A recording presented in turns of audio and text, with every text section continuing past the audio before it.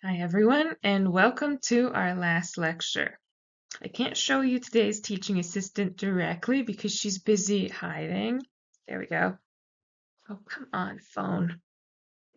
Uh, you can't even see her very well in the picture, but that is a black cat that looks almost exactly like Lucky. She's my new foster, just arrived today. Doesn't even have a name yet. She is heavily pregnant, so there will be a litter of kittens very soon. If you have any appropriate names for a black female cat, please send them along. Yeah, she can't stay nameless forever. Uh, all right, so to wrap up the class, we're just going to talk about how we can use what we've learned over the past 5 weeks in order to start undoing some of the harm that research and social work has done. And we'll also briefly talk about how to translate our results into meaningful findings through implications and tables and figures.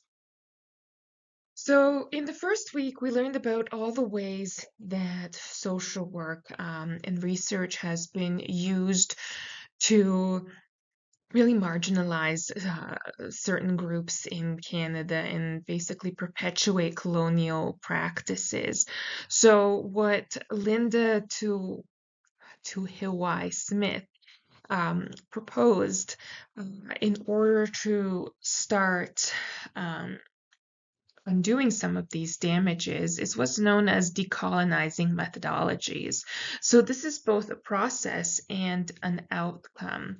The outcome being that the research we do and the practice we do that follows from this research is decolonized, basically. It's indigenized so that it's no longer harmful. Instead, it is collaborative, helpful, and no longer imperialist, basically.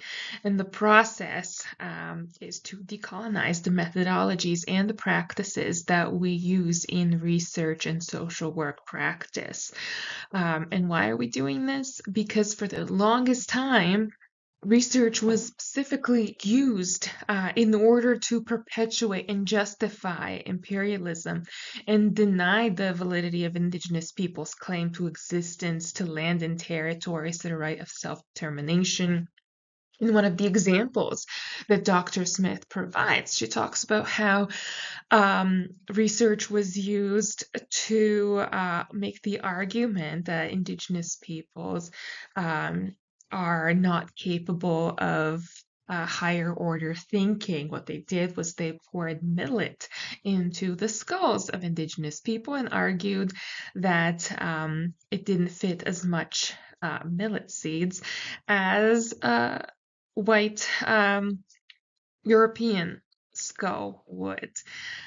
So even though we wouldn't accept that as a valid form of research today, there are continuing ongoing practices that people engage in that are used to further disadvantage certain groups over others. And we'll talk about that in a second. We actually talked about it throughout the semester. You saw how type 1 and type 2 error can occur. You always, when you're doing research, there's a 5% chance that you're wrong. And that the significant finding you found is, just due to random error. A 20% chance that you're going to miss finding something significant. Even with our own data set that we've been using all semester long, you notice that there's only 3 racial categories in there, right? For ease of analysis, everybody who was labeled as other, so didn't fit within those 3 categories, was removed. So we're kind of perpetuating the, white norm, and anybody who doesn't fit in that category because it's just too difficult to engage in that research and to do those analyses with such small numbers and to have multiple groups, it's just removed.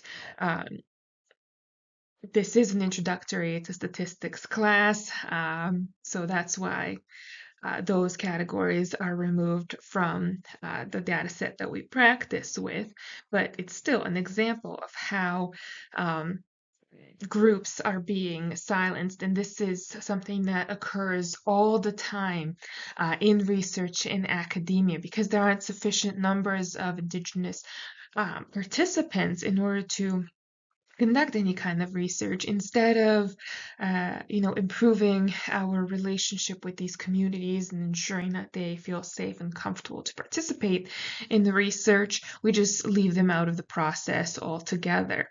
So any conclusions that we come to about any of our findings cannot be applied to that group because that group is just not represented by our samples.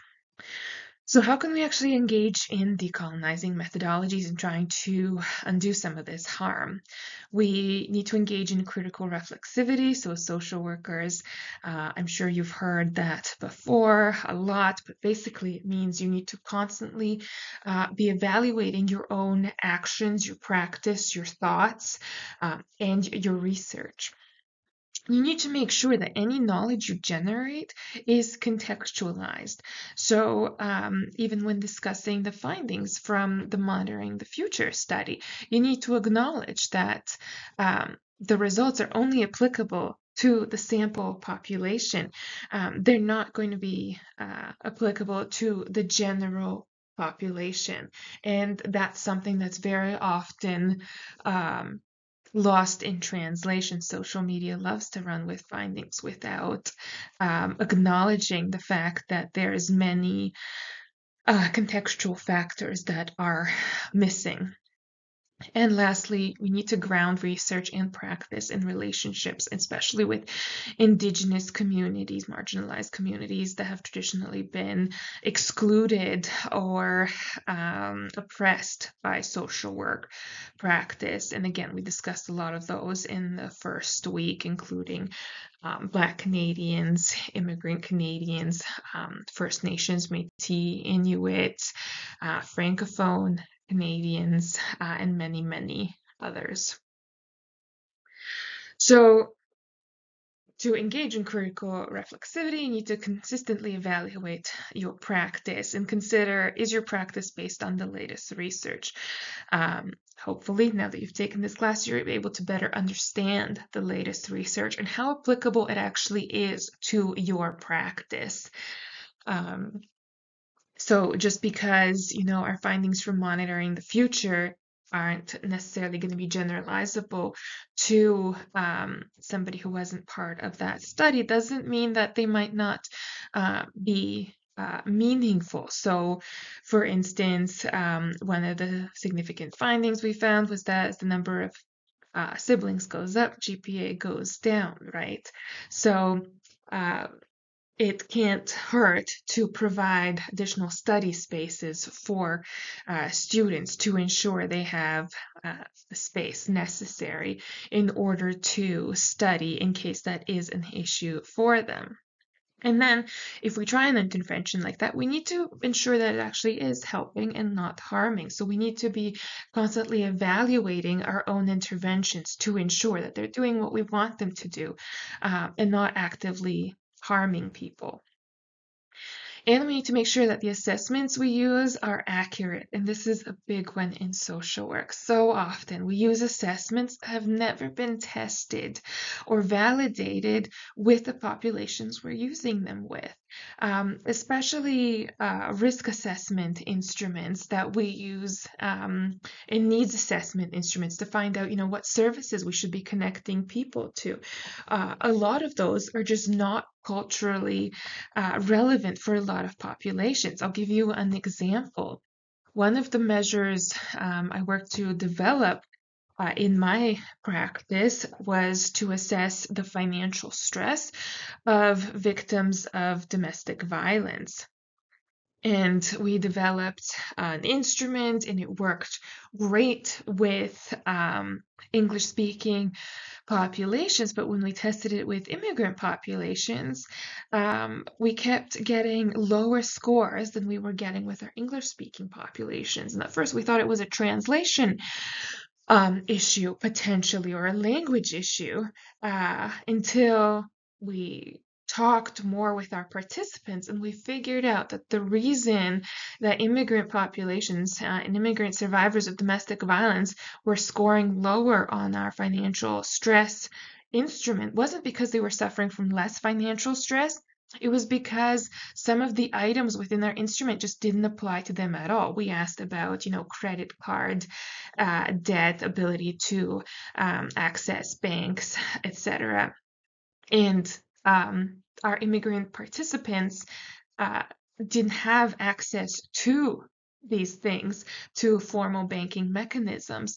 So even though they were experiencing very high levels of financial stress, which was impacting their well-being, our instrument couldn't capture that because it was not valid with non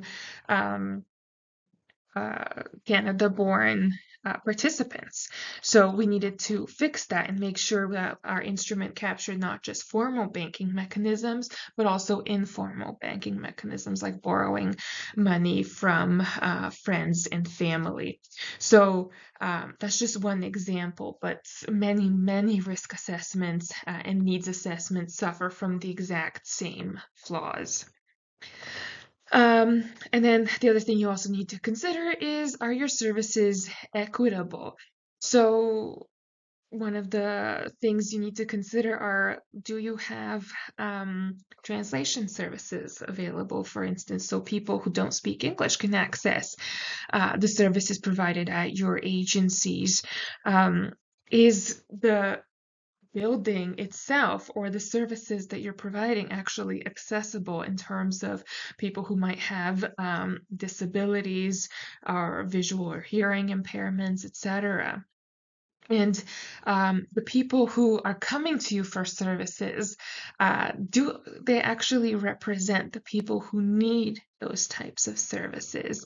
So what we see quite often is the people who obtain mental health services that get covered by the government through OHIP are, middle class families with two-parent households, and the ones who desperately need mental health care coverage by OHIP aren't getting it. Those who are single-parent households, low income or no income, because they don't know the mechanisms in order to get those services covered by OHIP. Usually it's things like having a referral with a psychiatrist, etc. So even though those services are available, the people who are actually getting them are not always the people who need them most. So you need to engage in those checks with yourself and with your practice to determine if that's the case for you. And then, from what we learned in this class, we really should not do unethical things with research. So we learned in this week's reading about file drawer syndrome. So basically hiding or shelving unflattering findings. A lot of people think that if they find non-significant findings, oh, it's not important, nobody's going to want to read it, and they hide it instead of getting it out there, at least in the gray literature, so people know, hey, this intervention doesn't work. Things like that. And as well, the big one that I harp on so much, it's not just the statistical significance that's important, it's the effect size. You always, always, always need to report the effect size, and if an article that you're reading is not reporting it, then you need to question the reliability of that article. As well, you always have to check the assumptions before running any statistical tests. All of our parametric tests only work if those assumptions are met. If any assumption is not met, then the test just doesn't work, and it could show that you have a statistically significant result when there really isn't. And that's something that unfortunately happens a lot in the research literature. So you need to critically appraise others' research findings. Don't just take what they say at face value. Question whether what they're saying is true or not. And lastly, don't lie with figures, and don't let others lie with figures either. Check that the y-axis is at 0, that the labels make sense, and that the data hasn't been messed with to lead people to a certain conclusion. And back to those instrument measurements and research findings. Never forget that the research findings from one specific population don't apply to everyone. You have to consider the cultural validity and the measurement validity for any instruments you're using. Because we haven't done that, now we have things like medication dosages that are based on studies with men instead of women. So we know almost nothing about how women react to those same dosages. Worse still, in car crashes, women are more likely to die than men because the crash test dummies, that seat belts, airbags, everything is designed on, are based on the average male, which is not the same build as women or children. So the research findings that you read about and that you produce will not apply to everyone. So again, engage with that research very critically. And now we'll just very quickly go to how to write up those statistical results with the APA formatting and framing our statistical results in view of the social work research literature. So here's an example of a descriptive section. This is just for that happiness variable from the monitoring the future data set. So you can first report how many participants answered that research question. Damn it, this should have been italicized. So this N right here should be italicized. This means sample size, and then I provide the sample size. So while the total sample for the monitoring the future data set is 1,500, only 1,485 actually answered that question. And then I explain how many fall in each category because this is a categorical variable. If this had been continuous variable, again, would have started with this sample size of how many answered the question, and then I would have reported the mean and the standard deviation.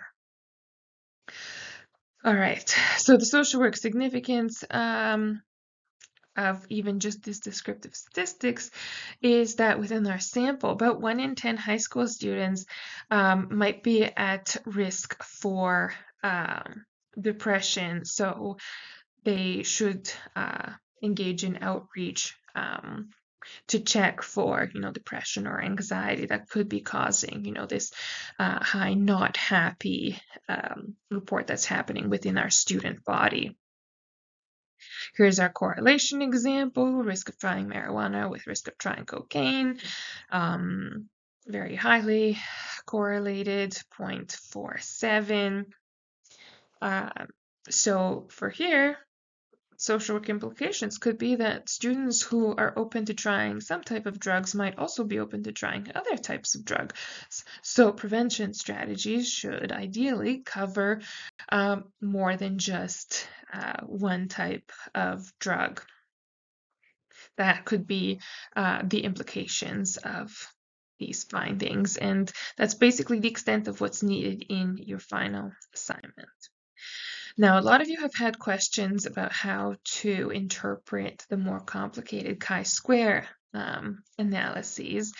And again, don't focus so much on this table to begin with. It's much harder to understand all of these numbers and the story that goes on behind them. It's better to check that clustered bar chart, and that can actually show you the full story. So with this, the relationship between attitude toward trying alcohol and attitude toward trying marijuana, what we can see here is that if you don't disapprove of trying marijuana, you're almost guaranteed not to disapprove of trying alcohol. So, in comparison, if you strongly disapprove of trying marijuana, there's much more variation in whether or not you're going to disapprove of trying alcohol. All right. So once we figure out what the story is, that's when we can get those percentages in there to back up our explanation of the results. All right.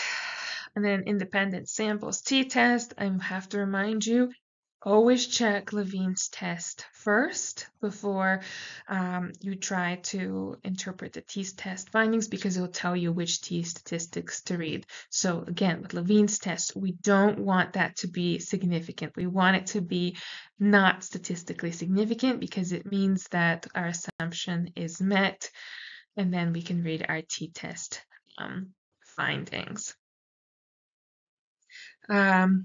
ANOVA, we covered that in previous weeks, so no need to go on there.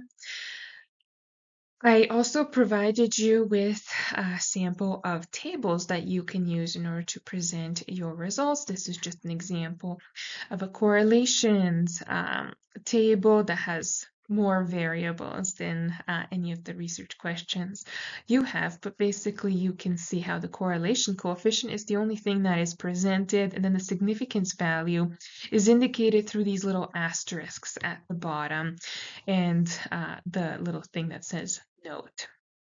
The table number and the name of the table are on separate lines, and the table only has these horizontal bars, no vertical bars.